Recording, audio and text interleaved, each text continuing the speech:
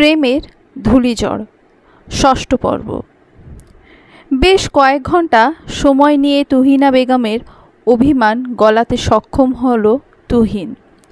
অতঃপর জমজমাট একটা রাতের খাবারের আয়োজনে নেমে পড়ল নন্দিতা। গুটি গুটি পায়ে তার পাশে এসে দাঁড়ালো লারা। আলতো হেসে বলল, আমিও একটু হেল্প করি। নন্দিতা মিষ্টি হেসে লারাকেও কিছু করতে বারণ করলেও শুনল না সে।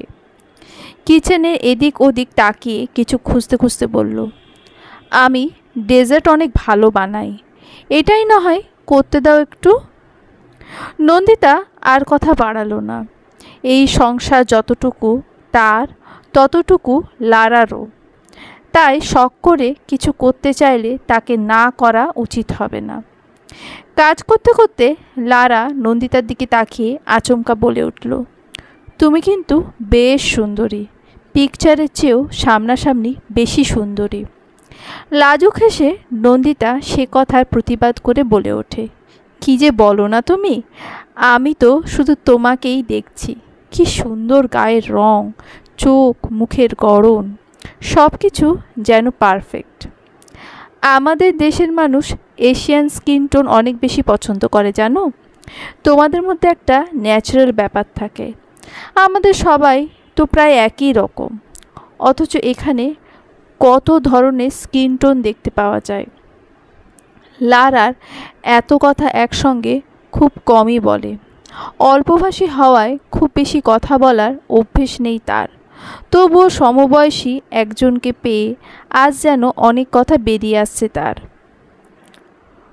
তুর্জয় এহসানের কেবিনের বাইরে দাঁড়িয়ে আছেন আসগার জলিল। বয়স তার খুব বেশি না হলেও অল্পও বলা যায় না। বিগত কয়েকদিনে দৌড়ঝাঁপ নির্ঘুম রাত যাপনে যেন বয়সের ভার আরও খানিকটা বাড়িয়ে দিয়েছে তার। বালা দুটো বিক্রি করে 5 লাখ টাকা পেয়েছিলেন তিনি, যার থেকে 3 লাখ টাকা খরচ করে ছেলেকে দেশের বাইরে পড়তে পাঠিয়েছেন, আর স্ত্রীকে রেখে এসেছেন দূর সম্পর্কের এক চাচা বাড়িতে। আর বাকি টাকাটুকু স্ত্রীর নামে অ্যাকাউন্টে রেখে দিয়েছেন, যেন তার অবর্তমানে পরিবারের মানুষজনকে পথে না বসতে হয়। সবটুকু কাজ সেরে অবশেষে তিনি এসেছেন তুর্জয়ের কাছে, ভদ্রমহিলার দেওয়া দায়িত্বটুকু থেকে নির্ভার হতে। কেবিনের দরজা ঠেলে ভেতরে প্রবেশ করতেই সামনের চেয়ারে বসে থাকা লোকটাকে উদ্দেশ্য করে বলল, আপনার সাথে জরুরি কিছু কথা ছিল স্যার। আনসার তখন সামনে রাখা ফাইলগুলো ঘাঁটাঘাঁটি করছিল। আচমকা কারোর কণ্ঠস্বরে খানিকটা ঘাবড়ে গেল, নিজেকে যথাসম্ভব স্বাভাবিক করে বলে, আমি একটু ব্যস্ত আছি, যা বলার তাড়াতাড়ি বলুন। আপনার স্ত্রীর একটা আংটি আমার কাছে আছে, ওটাই দিতে এসেছিলাম স্যার। কিন্তু আমি তো এখনও বিয়েই করিনি। আনসারের উত্তরে খানিকটা থতমত খেয়ে যায় জলিল। হালকা ঢোক গেলে শুকনো খটখটে কণ্ঠটাকে ভিজিয়ে নেওয়ার ব্যর্থ চেষ্টা চালিয়ে বলে ওঠে, অ্যাডভোকেট তুর্জয় এহসান সাহেব না আপনি? আমি আনসার, স্যারের অ্যাসিস্ট্যান্ট। আপনি বরং জিনিসটা আমাকে দিয়ে যান, আমি স্যারকে দিয়ে দেব। আনসার ফাইল চেক করতে করতে হাত বাড়িয়ে সামনে তাকাতেই ইতিমধ্যে লোকটা বেরিয়ে গেছে সেখান থেকে। খানিকটা অবাক হয়ে সেদিকে তাকিয়ে রইল আনসার। লোকটার আসল উদ্দেশ্য কি? শুধুই নন্দিতাকে কোনো জিনিস দেওয়া ছিল নাকি অন্য কিছু ভেবে পেল না আনসার। তবে মনের মাঝে একটা খটকা লেগেই থাকলো। বিগত 3 দিন ধরে পর পর তুর্জয়ের ফ্ল্যাটে গিয়েছে জলিল, অথচ সেখানে একইভাবে তালা ঝোলানো। অবশেষে সে হতাশা নিয়ে আবারও ফিরে গেল শিকদারের ডেরায়। আজ তার রাতের ডিউটি টাইমের বেশ খানিকটা সময় আগে এসে পড়েছে আজ সে। উদ্দেশ্য সেই ভদ্রমহিলার সাথে দেখা করা, পুরো ঘটনা তাকে জানানো। কিন্তু ডেরায় ঢোকার সাথে সাথেই ভেতর থেকে ভেসে আসা তীব্র শব্দের উৎসের দিকে ছুটে যায় সে।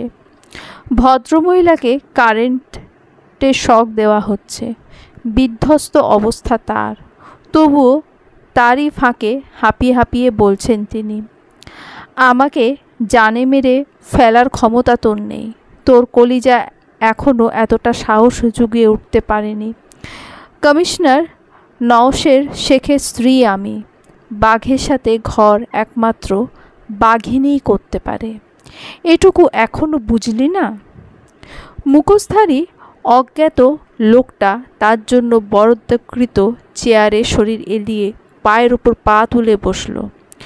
অতঃপর রাজকীয় ভঙ্গিতে পা নাড়তে নাড়তে বলে উঠল, তোর একমাত্র কলিজার টুকরা মেয়েটার টুকরো টুকরো শরীর কুড়ানোর জন্য বাঁচিয়ে রেখেছি এখনও তোকে, না হলে আমার আর কোনো কাজের না তুই।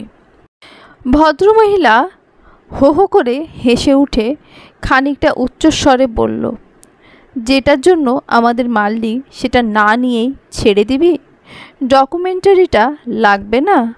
ওটা লিক হলেই তো পুরো শিকদার এম্পায়ার নিশ্চিহ্ন।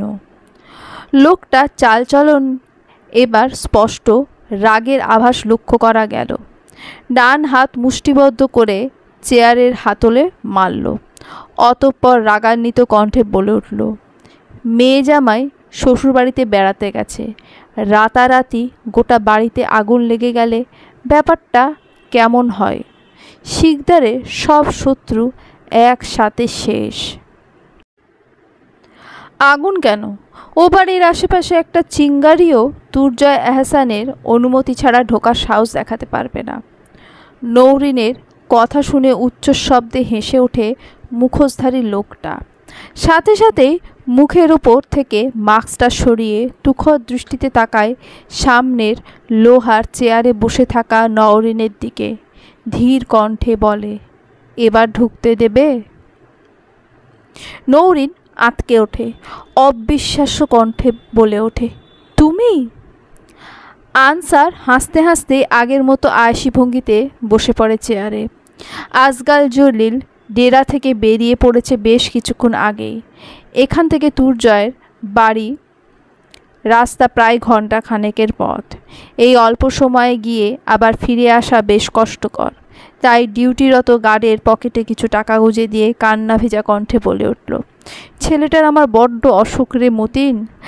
আজকেই হেরে নিয়া ছুটাছুটি করতে হবে। সাহেব ছুটি দিত না। তুই আজকে আমার ডিউটিটা দেখালোস ভাই। আয় আর একদিন তোর ডিউটি দেখালুব। মতিন মিয়া ভালো লোক। এমন একজন সহজ সরল আর ভালো লোক কিভাবে যে এই শয়তানের ডেরায় পাহারাদার হিসেবে এলো জানা নেই। মতিন পকেট থেকে টাকাটা বের করে জলিলের হাতে দিতে দিতে বলল, পয়সাটা তুমি রাখো জলিল। আমারও একখান মাইয়া ছিল, হের জন্য মনটা বড্ড পড়ে। তোমার বেটার ওষুধ কিনো এই টাকা দিয়ে। আমি এমনি ডিউটি থাকতে থাকবো। হুকুম কিছু কইলে কমু তোমার শরীরটা ভালো না। জলিল সাথে সাথেই হন্তদন্ত পায়ে বেরিয়ে পড়ে সোনারপুরের উদ্দেশ্যে। বালিগঞ্জ থেকে কয়েকটা স্টেশনের পথ সোনারপুর। এরপর সেখান থেকে মিনিট 20 পথ পেরোলেই সৈয়দ মোহর আলী শাহ সরকার দরগাহ। এর কাছে অবস্থিত গোছানো পরিমার্জিত দ্বিতল বাড়িটা অ্যাডভোকেট তুর্জয় এহসানের পৃথিবীতে। তুর্জয়ের বালিগঞ্জ অ্যাপার্টমেন্টের ওয়াচম্যানের কাছ থেকে খোঁজ পেয়েছিল সে এই ঠিকানার। তবে সেখানে যাওয়ার আগে পুনরায় ঘটনা সম্পর্কে নৌরিনকে জানাতে চাওয়ার উদ্দেশ্যে ডেরায় ফিরেছিল জলিল। কিন্তু সেখানে ভয়াবহ অবস্থা দেখে আর দেরি না করে নির্দিষ্ট কাজের উদ্দেশ্যে রওনা দিয়েছে সে। গোটা দিনে তুলাকে এক প্রকার কোলে কোলেই রাখে নন্দিতা। তুলাও বোধহয় তার বকবক করার সঙ্গী পেয়ে সময়টা বেশ এনজয় করছে। রাতে ঘুমানোর থেকে শুরু করে তার গোসল খাওয়া সবটুকু তদারকি দক্ষ হাতে করেছে নন্দিতা। রুমে ঢুকে নন্দিতা আর তুলাকে একসাথে হাসাহাসি করতে দেখে দরজায় ঠেস দিয়ে দাঁড়িয়ে পড়ে তুর্জয়। নন্দিতার গলা 2 হাতে আঁকড়ে অনবরত খিলখিল করে হেসে চলেছে তুলা। আর নন্দিতা তার হাসি আরও খানিকটা বাড়িয়ে দিতে গলায় পেটে অনবরত নাক ঘষে চলেছে। অতঃপর দুজনে একসাথে হেসে লুটোপুটি করে শুয়ে পড়ে বেডে। মানুষ অত্যন্ত লোভী এক প্রাণী। লোভ, অহংকার, আত্ম অহমিকা যার শিরায় শিরায় বয়ে বেড়ায় রক্তের সাথে। কারোর সুখী সংসার দেখলেই লালসায় ভরে ওঠে মন। সেই সুখে সুখী হওয়ার সর্বোচ্চ ইচ্ছা পোষণ করতে আগ্রহী হয়ে পড়ে মন। কখনো নিজেকে আত্মশুদ্ধির মাধ্যমে খুঁজে পেতে চায় সেই সুখ, আবার কখনো লোভের তাগিদায় ছিনিয়ে নিতে চায় সামনের মানুষটার সুখ। মানুষের সুখ ছিনিয়ে নেওয়ার মানুষ দুর্জয় নয়, তবে লোভী বটে। সুখের লোভ, ভালো থাকার লোভ, এই লোভ আমাদের প্রত্যেকেরই থাকা উচিত। তুলার আশেপাশে নন্দিতাকে যতটুকু সুখী হতে সে দেখেছে, এ যাবৎ আর কখনোই এমনটা দেখেনি। তুলা যেন সবটুকু সুখের ভাণ্ডার, যার থেকে একটু একটু করে সুখ আরোহণ করে বেড়ায় সে রোজ। তার নন্দিতার মুখের অকৃত্রিম হাসিটুকু কিভাবে যেন তার ঠোঁটের কোণায় চওড়া করে ফেলে। পুরুষ মানুষের সুখ তো এখানেই।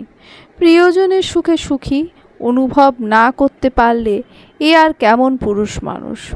দুজনকে একসাথে দেখতে দেখতে দুর্জয়ের মনে পড়ে গেল নিজেদের সংসারের কথা, নন্দিতাকে নিয়ে বাড়িতে থাকার অনিশ্চয়তার কথা, তার অভাবনীয় পরিবর্তনের কথা। বিশ্বাস অবিশ্বাসে দোলাচলে দুর্জয়ের বিশ্বাসকে খুঁটি করে এগিয়ে চলেছে জীবনে।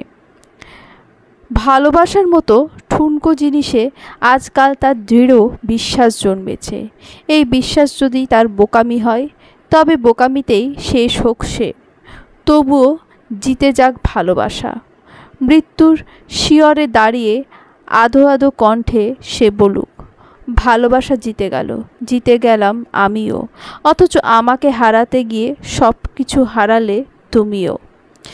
বিশ্বাসের অবিশ্বাসের খুঁটিটুকু আরও খানিকটা মজবুত করতে এবার বোধহয় কারোর আসার প্রয়োজন, তাদের একান্ত আপন কেউ, তাদের অংশ কেউ।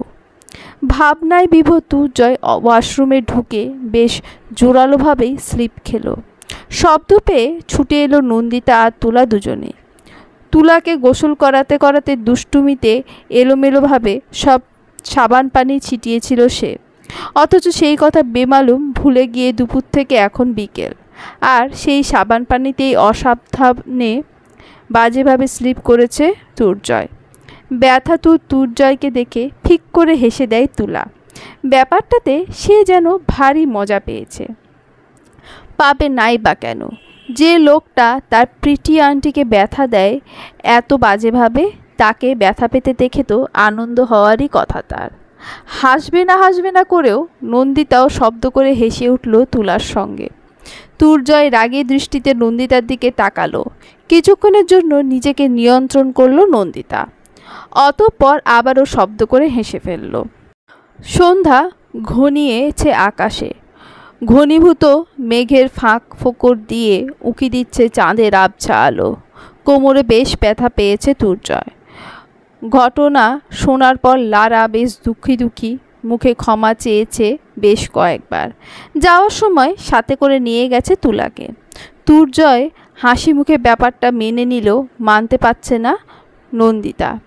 এই কয়েকটা দিন তুলা তার অভ্যাসে পরিণত হয়েছে। অন্তত এই মুখ গোমড়া সাইলেন্সার লোকটার থেকে তো ঢের ভালো। ব্যালকনি থেকে আপন মনে তাকিয়ে নন্দিতা আকাশের দিকে চেয়ে কী যেন ভাবছে। এই বাড়িতে আসার পর থেকে বাবা মায়ের কথা ভীষণ মনে পড়ছে তার। এতদিনে তুলাকে কাছে পেয়ে ভুলেছিল সবটুকু, কিন্তু আজ, আচ্ছা তার কি কাঁদা উচিত? ঠিক যেমন করে মেঘযুক্ত আকাশ গর্জে ওঠে বর্ষা করে তার ধরণীতে, তারও কি তর্জনে গর্জনে বর্ষা আনা প্রয়োজন এ চোখে? চোখ যে জ্বালা পোড়া করে, তাও বৃষ্টি নামে না। বেডের ওপর উপুর হয়ে শুয়ে নন্দিতাকে এক ঠাই দেখছে দুর্জয়। নন্দিতার ভারী হৃদয়ের ভারযুক্ত নিঃশ্বাস যেন এখান থেকেই টের পাচ্ছে সে। মেয়েটাকে সে সর্বোচ্চ সুখ দিতে চায়, অথচ কিভাবে তার আজলাই সবটুকু সুখ ঢেলে দেবে খুঁজে পায় না। একসাথে থেকেও কোথাও একটা দূরত্ব যেন থেকেই গেছে তাদের মধ্যে। তপ্ত শ্বাস ফেলে দুর্জয় এক রাস মুগ্ধতা ঠেলে ডেকে উঠল নন্দিতাকে। নন্দিতা, বলুন। আনমনে আকাশের দিকে চেয়ে বলে উঠল নন্দিতা। মন খারাপ? কি জানি। দুর্জয় স্পষ্ট শুনতে পেল নন্দিতার দীর্ঘশ্বাসের শব্দ। সাথে সাথেই কণ্ঠে দুষ্টুমি এনে বলল, কাছে আসুন, প্রত্যেক বছর একটা করে লিটল এহসান আপনার কোলে ধরিয়ে দেব, আই প্রমিস। দুর্জয়ের দিকে তাকিয়ে মুচকি হাসল নন্দিতা। বলল, আগে নিজের ভাঙা কোমরটা নিয়ে একা একা উঠে দাঁড়াতে শিখুন, এরপর বড় বড় লেকচার দেবেন মিস্টার। শুধু কোমরটা একটু ভাঙা, বাকি বডি পার্টস আমার একদম ঠিকঠাক আছে মিসেস এহসান, ট্রাস্ট মি। নন্দিতা ভ্রু কুঁচকে তার দিকে তাকালো। দুর্জয় চোখে মুখে ইনোসেন্ট একটা ভাব ধরিয়ে বলল, বিশ্বাস না হলে চেক করে দেখতে পারেন। অসভ্য। দিনের উত্তাপ শেষে ফাগুনি রাত। বাতাসে বাতাসে নতুন উদ্যমে জেগে ওঠার ঘ্রাণ। ও পাশে বাহারি ফুলের গাছগুলোতে নতুন কলি, কচি কচি সবুজ পাতার আগমন জানান দেয় বসন্ত এসে গেছে। কানে কানে গুনগুনিয়ে গেয়ে যায় বসন্তের আগমনী গান। নন্দিতা উল্টো পাশ ফিরে শুয়ে, বারান্দার অনুজ্জ্বল হলদেটে আলোতে স্পষ্ট তার কালো ব্লাউজ হতে উন্মুক্ত পিঠ। দুর্জয় চোখ ফেরালো কিছু একটা অবশিষ্ট হওয়ার আগেই। মেয়েটা আজকাল বড্ড বেশি বউ বউ সেজে থাকে, অধিকার দেখায় সব কিছুতে। পাক্কা গৃহিণীর মতো কথায় কথায় ফুঁসে ওঠে তার ওপর। সবসময় কাজে ব্যস্ত থাকে বলে হয়তো খেয়াল করেনি সে। তবে নন্দিতার মধ্যে বেশ সূক্ষ্ম কিছু পরিবর্তন এসেছে। গোলগাল হয়েছে আগের চেয়ে, চেহারাও কেমন যেন আদুরে একটা ভাব। শারীরিক এই পরিবর্তনের পেছনে যে কারণটাকে চিহ্নিত করছে সেটা তো সম্ভব নয়। তারা একে অপরের মাঝে উন্মত্তের মতো ডুবেছিল বেশ মাস দুয়েক আগে। এরপর থেকেই নন্দিতা কেমন যেন দূরে দূরে থাকে। ঠিক দূরে নয়, তবে পাশে বসেও অজানা এক বলিরেখা টেনে দেয় দুজনের মাঝে।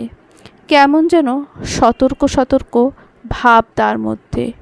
এই দেওয়াল টপকে এগিয়ে যাওয়া আর সম্ভব হয়ে ওঠে না দুর্জয়ের। তার ওপর মনের মধ্যে চলতে থাকা নানান দোলাচলে এতদিন বড্ড বাজেভাবে ফেসেছিল সে। ঠিক একটা সিদ্ধান্তে আসতেও সময় লাগত। সবটা মিলিয়ে তাদের মধ্যে দূরত্বের পরিমাপ বেশ। এই দূরত্ব ডিঙিয়ে টপকে তার ধারণা সঠিক হওয়া সম্ভব নয়। দুর্জয় বারান্দা ছেড়ে এগিয়ে গেল বিছানার কাছে। আর 2 দিন পরই ফিরতে হবে তাদের, তুলাকে ফেলে, একটা যৌথ পরিবার ফেলে। নন্দিতারও বাড়িতে যাওয়া বেশ কষ্টকর হবে নিশ্চয়ই। তার উপর গোটা দিন একা একাই সময় পার করে সে। ভাবনার মাঝে নন্দিতার পাশে গিয়ে বসল সে। কপালে পড়ে থাকা এলোমেলো চুলগুলো আছড়ে পড়ছে চোখে মুখেও। আলতো হাতে চুলগুলোকে কানের পিঠে গুজে দিয়ে মুখটা খানিকটা নামিয়ে আনলো সে। ঘুমন্ত স্ত্রীর ললাটে আলতো করে ঠোঁট ছোঁয়ালো। অতঃপর ঠোঁটটুকু চেপে ধরে রাখলো সেখানে বেশ খানিকটা সময়, যেন তার ভাগ্য লেখা সবটুকু শুষে নিচ্ছে সে। ঘুমের মাঝে খানিকটা নড়ে চড়ে উঠল নন্দিতা। অন্য পাশে ফিরল সে। দুর্জয়ের সাথে সাথে উঠে দাঁড়ালো বিছানা ছেড়ে। নাছোড়বান্দা ভঙ্গিতে আবারও গিয়ে বসল নন্দিতার পাশে, মুখের সামনে, যেখান থেকে 2 চোখ ভরে দেখা যায় তাকে। ডান হাত কানের নিচে দিয়ে এলোমেলো হয়ে শুয়ে আছে নন্দিতা। নিচের ঠোঁট উল্টে ঘুমের ঘোরে কী যেন বিড়বিড় করছে সে। দুর্জয় খানিকটা নিচু হয়ে তার মুখের কাছে এগিয়ে নিল কান, কিন্তু স্পষ্টভাবে বোঝা যাচ্ছে না কিছুই, তবে বেশ আদুরে লাগছে তাকে। শাড়ির আঁচল সরে উন্মুক্ত কাঁধ, এলোমেলো কোমরে স্পষ্ট আকৃতি, বক্ষ দেশের বিভাজিকা সব কিছু বড্ড বাজেভাবে টানছে তাকে। কেমন যেন এক মোহগ্রস্তের মতো নন্দিতার নিচের ঠোঁটটা আঁকড়ে ধরল সে। অতঃপর ছোট্ট একটা কামড় দিয়ে কানের কাছে মুখ নিয়ে ফিসফিস করে বলল, কি নামে ডেকে বলবো তোমাকে, মন্দ করেছ আমাকে ওই দুটি চোখে। প্রেম ঘন আবেগী মুহূর্তের মাঝে ব্যাঘাত ঘটাতে সশব্দে বাড়ি খেল দরজা। দুর্জয় কপাল কুঁচকে তাকালো দেওয়ালে টাঙানো টিকটিক শব্দে চলতে থাকা ঘড়িটার দিকে। রাত 11:30। এত রাতে কেউ তাদের দরজায় আসার মতো উপযুক্ত কোনো কারণ খুঁজে না পেয়ে প্রথমটুকু মনের ভুল ভেবে উড়িয়ে দিল সে। কিন্তু পর বেশ কয়েকবার একইভাবে দরজা শব্দ হওয়ায় খানিকটা ভয় পেল দুর্জয়। দরজার ছোট ছিদ্র দিয়ে একজন বয়স্ক ভদ্রলোককে দেখতে পেল দুর্জয়। তৎক্ষণিক দরজার নব ঘুরিয়ে বাইরে বেরিয়ে এলো সে। প্রশ্নবিদ্ধ চাহনিতে লোকটার দিকে তাকাতেই আশেপাশে চোখ বোলালো লোকটা, যেন সতর্ক দৃষ্টিতে কাউকে খোঁজার চেষ্টা করছে। অতঃপর চটজলদি পকেট থেকে একটা খাম বের করে দুর্জয়ের হাতে ধরিয়ে দিয়ে বলল, এটা ম্যাডামের জন্য। দুর্জয় হতভম্ব দৃষ্টিতে একবার লোকটার দিকে তো একবার হাতে দরজায় জিনিসটার দিকে তাকাচ্ছে। এই মাঝরাতে তার সাথে ঠিক কী ধরনের মশকরা করা হচ্ছে এটাই বোঝার চেষ্টা করছে সে। তার মধ্যে হনহন করে চলে গেল লোকটা। চোখের আড়াল হওয়ার আগে দুর্জয়ের দিকে ফিরে কেমন যেন একটা হুঁশিয়ারি কণ্ঠে বলল, রক্ষা কবচের নামে শত্রুর প্রবেশ চারিদিকে, আপনার চেয়ে আপনার স্ত্রীর বিপদ বেশি আশেপাশে। জলিল আর এক মুহূর্ত দাঁড়ালো না, পরনের চাদরটা দিয়ে মুখ ঢেকে বেরিয়ে গেল বাড়ি থেকে হনহন করে। পিছু ফিরল না আর একবারও। অথচ দুর্জয় ঠাঁই দাঁড়িয়ে এক জায়গায়, বরফের মতো জমে গেছে যেন তার পা দুটো। নড়াচড়া করার ন্যূনতম শক্তিটুকু পাচ্ছে না। নানান প্রশ্ন জালের মতো ঘিরে ধরেছে তার মস্তিষ্ক। অতঃপর কুণ্ডলি পাকিয়ে জট লেগে যাচ্ছে একের সাথে অন্যের, কিন্তু উত্তর অজানা। সকালটা শুরু ভ্যাপসা গরম দিয়ে। ঘুম থেকে উঠতে নন্দিতা সবার আগে গোসল সেরে নেয়। গরমে শরীরটা বড্ড চ্যাপচ্যাপে লাগছিল। এখনও বাড়ির কেউ ঘুম থেকে ওঠেনি। তুহিন আর লারা বেশ দেরি করেই ওঠে ঘুম থেকে। কড়া পাওয়ারের ওষুধ খান বলে তুহিনা বেগমও বেশ বেলা করে ওঠেন ঘুম থেকে।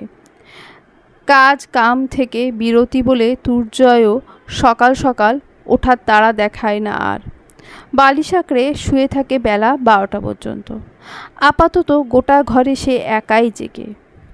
আয়নার সামনে দাঁড়িয়ে ভেজা চুলগুলো পরিপাটি করতে করতে সকালের নাস্তায় কী বানাবে সেই নিয়ে মনে মনে চিন্তা ভাবনা করছিল সে। এমন সময় মনে হলো ফ্রিজে দুধ আছে বেশি করে, পায়েস বানালে মন্দ হয় না, দুর্জয়ের বেশ পছন্দের। ভাবনাটুকু মনে আসতেই শরীর গুলিয়ে আসলো নন্দিতার। দুধের কথা চিন্তা করেই পেটের ভেতর থেকে মোচড় দিয়ে বেরিয়ে আসতে চাইল সব কিছু। হাতের টাওয়েলটা মেঝেতে ছুঁড়ে তাড়াহুড়ো করে ঢুকে পড়ে ওয়াশরুমে। বেশ কয়েকবার বমি বমি ভাব হলেও বমি হলো না একটুও। গোটা সময়টা পেটের ভেতরটা মুচড়ে ওয়াক ওয়াক করে গেল সে। ওয়াশরুমের খোলা দরজা থেকে ভেসে আসা শব্দে ঘুম ভেঙে গেল দুর্জয়ের। বিছানা ছেড়ে চটজলদি এগিয়ে এলো সে নন্দিতার কাছে। শরীর ততক্ষণে দুর্বল হয়ে ছেড়ে দেওয়ার উপক্রম তার। মাথাটাও ঘুরছে বেশ।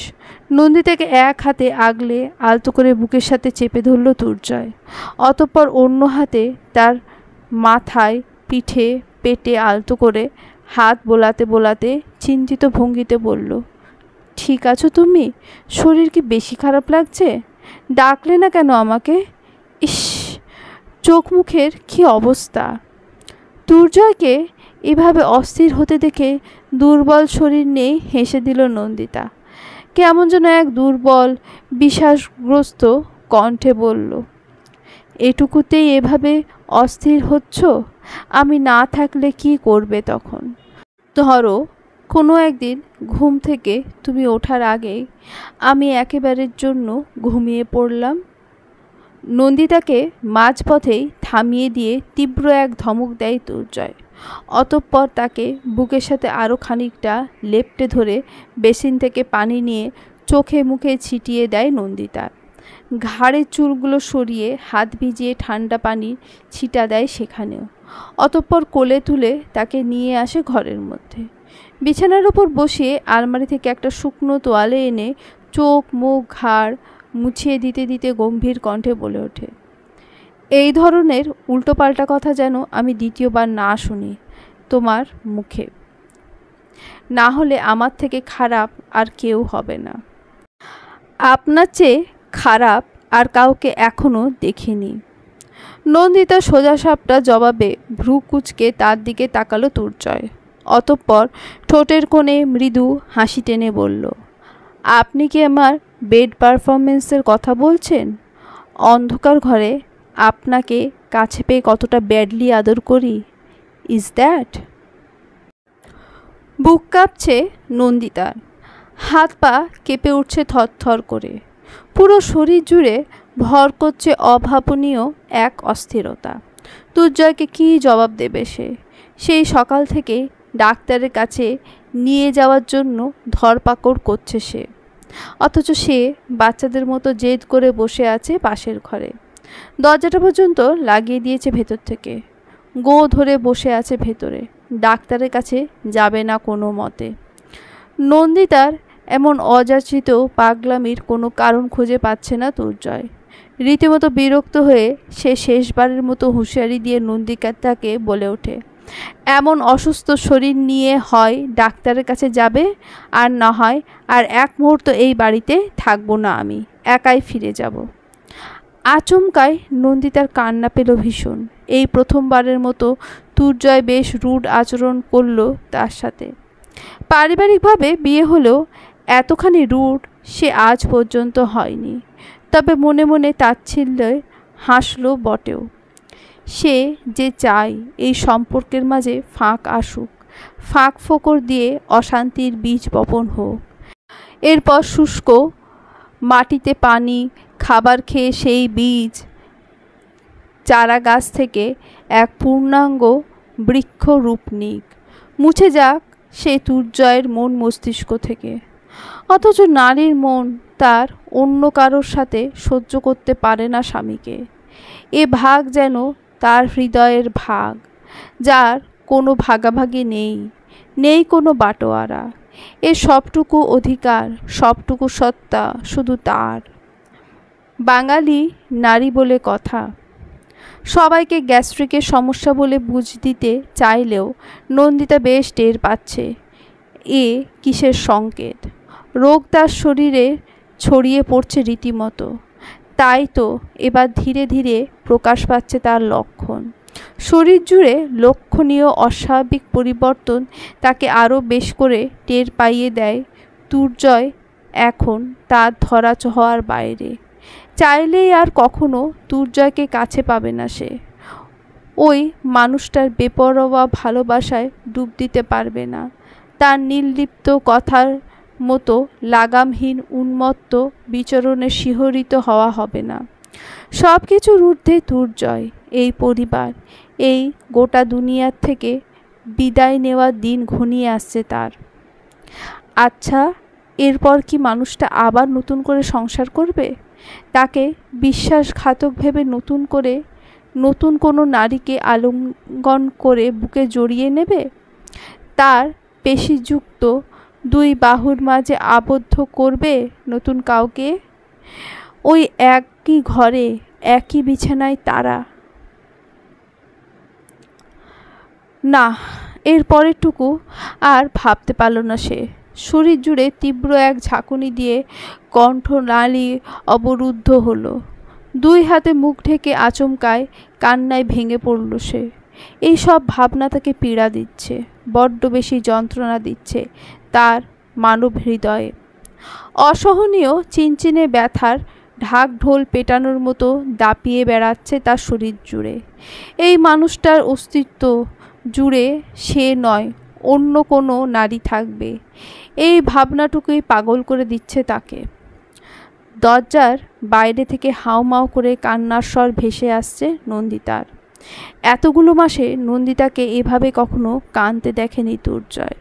শুধু এভাবে নয়, তাকে কখনো কাঁদতেই দেখেনি সে।